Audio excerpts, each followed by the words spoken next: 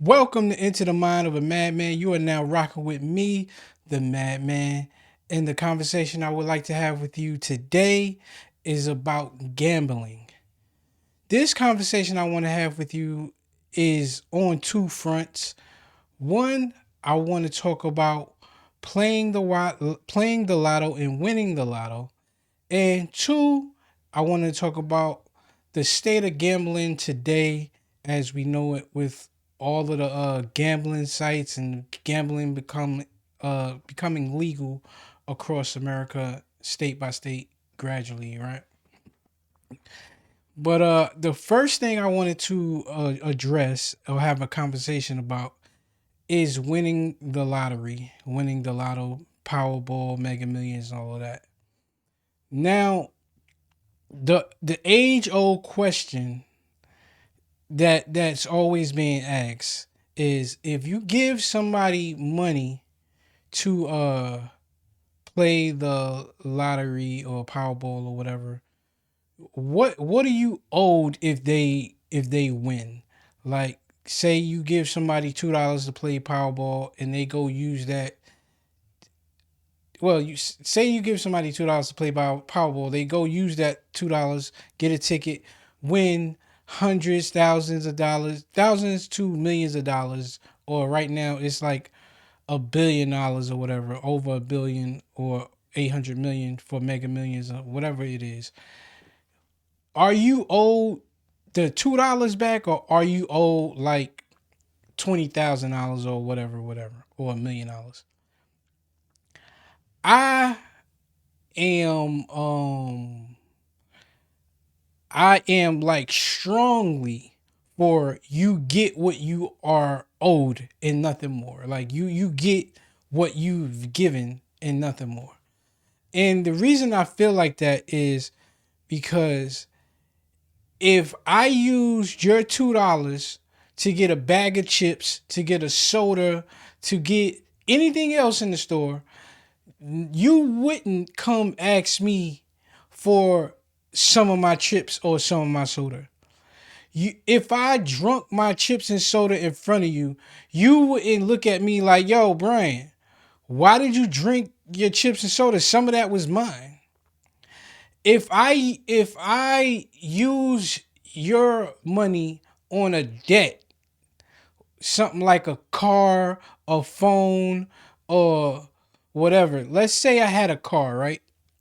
Or I wanted to get a car and I needed a down payment, right? For the record, I don't believe in down payments. I'll get to that on another video. Say I needed a down payment and my down payment was $1,000, right? And I had $900. I say, hey friend, can I get $100? I need to make $1,000 to put it on this car so I get this car. I get the car. Now, couple months down the line, whatever happens, and I'm in some type of financial bind to where I can't pay my car note, right? I wouldn't come to you, or I know you wouldn't feel obligated to say, oh, I helped you get this car, so part of that payment is mine. So here is the payment, part of the payment that you're short. I understand the importance of money in today's society. I understand the importance of money when it comes to us, right? When it comes to people who are everyday go-getters. But when you try to come up off somebody else's uh just instincts, or what do you want, work ethic, or just the fearlessness of me going to bet this and put my numbers in, like that is so wrong to me. You are not owed more than what you've given. You gave $2, you get $2. If I went and put that $2 with a bookie and bet with a bookie and I lost, you wouldn't feel obligated to cover my bets. So now that I won, now you feel like you're obligated to get more money. That makes no sense to me, yo. It really doesn't. I never understood the concept of you get more just because I won. You don't even play lotto. You don't play Powerball. You don't believe in it. You think it's a tax on black people. You have all of these theories of whatever, whatever. You don't gamble. But now since I hit, now you think you deserve something. I I strongly disagree with that point. I really do. And to further that, I know I'm married, and maybe, and not even maybe, I know this may be looked at as strange, this next thing, my next point of view in this, but I truly believe this.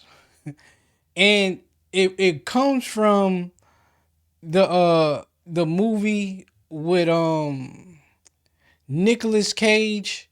I can't I can't think of the name of the movie right now.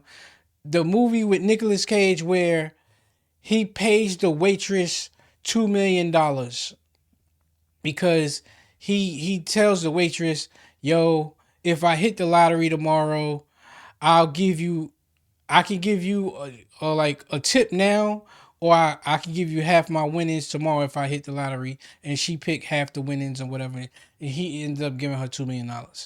Now, as a married man, even if I play the lottery or I play any gambling, and or my wife plays any gambling, I feel like the money that is won, if there's money won, right? It's their money to decide what to do with it. And as simple as that. Now, if I hit the Powerball or Mega Millions tomorrow, right, and I wanted to give half the money to charity, it's my decision to make. That's just how I feel. If my wife hits the mega ball or power ball, or she gambles and wins hundreds of thousands of dollars or millions of dollars or billions of dollars, if she wanted to give money away to whoever, to help family members, to help charities, to help her best friend's wedding, or who whatever it is, that is her money to decide to do with, because she's the one who gambles. She's the one who used her hard-earned money to do that. She used my hard-earned money to do that, and she did that with that. It's like the same thing. I don't wear makeup per se, right?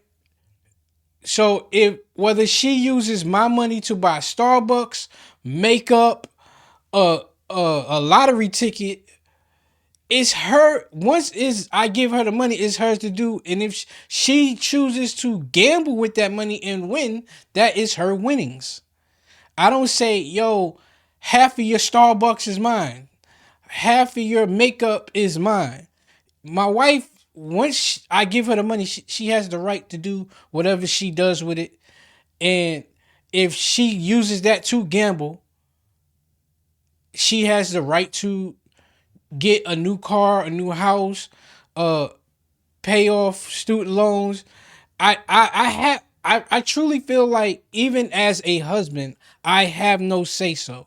And I feel that in reverse. If I win, she has no say so. If I wanted to give it to my friends, my associates, whoever I feel needy, obviously most of the time, me and my wife is on good terms or whatever. We're not actively getting a divorce person. You know what I'm saying? Is what I'm saying. So it's like majority of the money is gonna come to the house. But I'm just saying, like, the little things of, oh, I wanna, this person did something for me, or I value this person, or whatever. I feel like that shouldn't even be an argument. Moving on to the gambling side of where society's going right now. I don't know what it was, what it was like in the prohibition days where alcohol was illegal and then it became legal. The marketing, I mean, obviously there wasn't television, there was probably radio. It wasn't like social media and all of that. I it's to me, it's a lot going on with the marketing of gambling now. I feel like is I I don't like my true feelings is telling me that it's gonna be a lot of what is it what is a gambling addiction. It's a lot of gambling addictions that's gonna be pushed to the forefront. um I don't like the marketing. Everything's gambling right now. I mean, obviously it's new, so once it gets mainstream, it'll probably come down. I don't really see too many cigarette commercials. I see alcohol commercials, you know what I'm saying?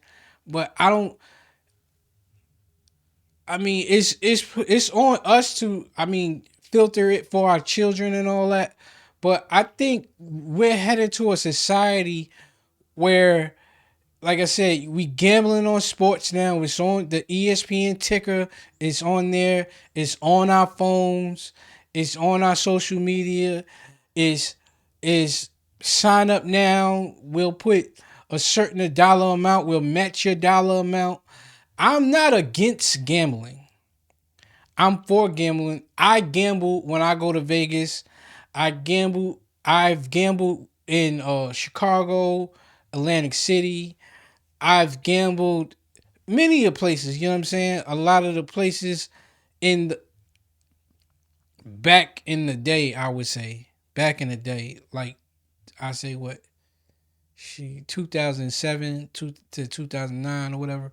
I I've been a truck driver, so I've driven to places where they had virtual casinos.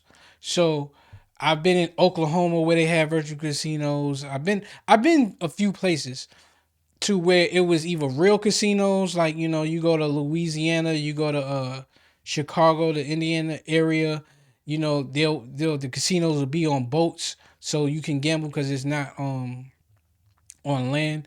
But now that it is legal and it's moving to pretty much everywhere, and I've been on resorts like Indian reserves and all of that. But now that it's moving to everywhere, now it's on our phone. I don't know. It just seems like a lot of marketing, and I just feel like the gambling's anonymous, or it is pushing a society to become gamblers. And like I said, I feel like I'm repeating myself, but I just want everybody to handle this in moderation. Please watch for your kids, because by the time my daughter's 8, turning 9 this year, by the time she gets 18 to 21, this would be mainstream. This would be the norm, and I don't want a society of just throwing away their money trying to get the big hit. You know what I'm saying? The lottery, the Powerball, the Mega Millions in the last, I say, 3 years, 3 to 4 years, it's been hitting the billions multiple times throughout the year. I think in 2023 it hit $1 billion probably like 3 to 4 times. It's at $1 billion right now. The I think the Mega Millions is like 1.1, and the Powerball is at 800 million. Growing up, I've never seen the lottery hit be that high. I think it's definitely orchestrated. I do believe it's orchestrated to where they're not letting people win until it reach a certain number now, because it becomes more appealing. And especially now that gambling, it is what it is becoming legal state by state. Like, it just became legal in North Carolina probably about, at this time of recording, probably about 2 to 3 weeks ago now. It's like it's really becoming a thing to me, and I think we got to keep an eye out on this. I'm trying to put this out there, and the way I feel, I mean, it's on all our podcasts. It's on the Joe Button podcast. It's on the 7 p.m. in Brooklyn with Carmelo and Mero. It's on Club 520. It's on It Is What It Is. Like, it's on all the podcasts now, the Prize Picks, the DraftKings. It's been on is it's been it's on Gilbert Arenas. Now, these are all podcasts, sports podcasts, right? It's on Joe Button podcast, right? It's on the Nav Green part. Like, it's a lot. It's just a lot to me. And I'm keeping an eye. I'm just truly worried about where society is going. And like I said, I'm not a historian, right? I'm not like a history buff. I don't know what type of marketing was made for alcohol and what effect that had on the alcoholics of today, of alcoholics throughout the history. Maybe that had a effect from, what I mean, from bootlegging, and now that it's legal, and now we're kind of pushing it in your face. And even like the smokers, like, I don't really see too many cigarette commercials, but I remember growing up, there was Joe Camel. I remember the Marlboro Man. Who else? I don't I what Newport commercials.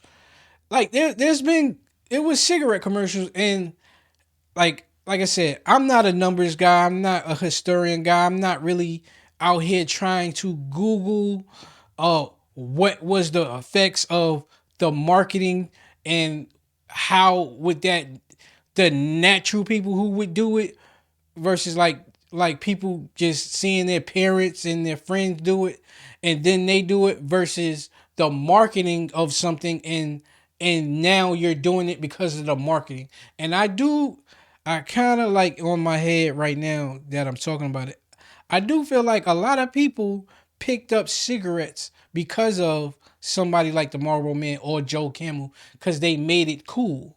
You see what I'm saying? uh Rappers and entertainers, actors, you putting it in the movies, you putting it in music, the influence of our entertainers, of you seeing them smoke, you seeing them drink, you see the jewelry, so you go get your jewelry, you see the cars, so you go get the cars. It's all marketing. You get what I'm saying? And and I just don't know if I'm too cool. Well, I know I'm not. I'm not cool on a generation of degenerate gamblers. People just putting their money in the hands of a chance, because we all know at the end of the day the house wins. That's just what it is. So I really, this is, I I'm not telling anybody not to gamble. I believe in gambling. I believe in the excitement or whatever, all of that, right? I like to gamble from time to time. But with it being on your phone, you could gamble on anything. I heard, like, people are gambling on Turkish basketball. Like, with it being on your phone, and we all know this is a society of phones now. and we all on our phone. You don't actually have to go to casino anymore. You don't have to secretly go to a number runner or whatever you want to say, or anything. I do like it to be legal. I like the aspect of it being legal, so you don't have to go to jail because you want to play the numbers with the local person in your neighborhood. So I do like that aspect, but I I just wanted to add that in there. And like I said, people, you are not owed more than what you've given. And if you do feel like that, leave it in the comments and come pay this car note. Come pay this debt off for me because you helped me get the debt. You helped me get the debt. You helped me get my student loans, or not student loans. You helped me get this car. That $100 you gave me so I could put the deposit down on this car, or this house, or whatever. Come help me pay that because part of it is yours. But I want to thank you for having this conversation with me. I'm out.